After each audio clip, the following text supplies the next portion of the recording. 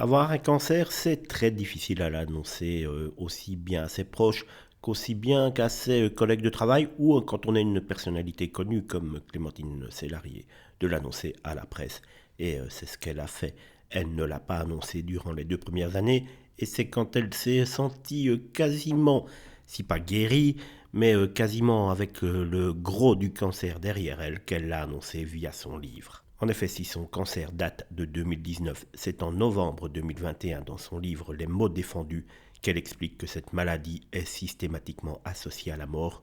Quand vous dites que vous avez un cancer, on vous regarde comme si vous étiez morte. Mais ma vie n'est pas finie, surtout après un cancer qui est guéri, dit-elle désormais.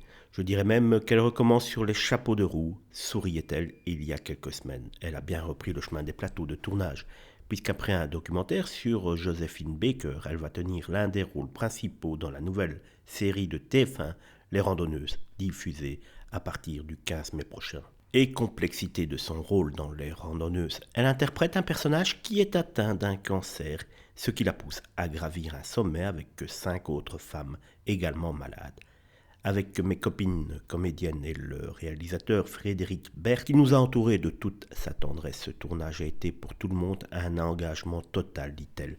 Ayant connu le cancer et la chimiothérapie, pour moi, c'est aussi un miracle. Un rôle qui est déjà salué par la critique avant même sa diffusion, puisqu'il a reçu un prix lors du festival Sérimania pour son interprétation donc de Noémie. J'étais très ému car le truc fou, c'est que je suis récompensé pour une série qui parle du cancer alors que j'en ai eu un et qu'on m'avait déconseillé de le dire. Il faut en parler, ne pas s'enfoncer dans la solitude, prononcer le mot sans tabou. Le cancer, ce n'est pas la mort, c'est le combat. À l'époque, j'aurais adoré pouvoir dire « J'ai un cancer, une chimio, mais ça va super ». Mais si vous faites ça, les gens vous prennent pour une folle, conclut-elle. Elle n'a peut-être pas tort dans cette dernière phrase. Mais il faut absolument le dire à tout le monde. Quand vous êtes atteint d'un cancer, les personnes malades n'ont rien demandé, elles ne sont pas fautives et elles doivent être entourées de tout le monde avec les ondes positives pour s'en sortir. En tout cas, c'est mon point de vue.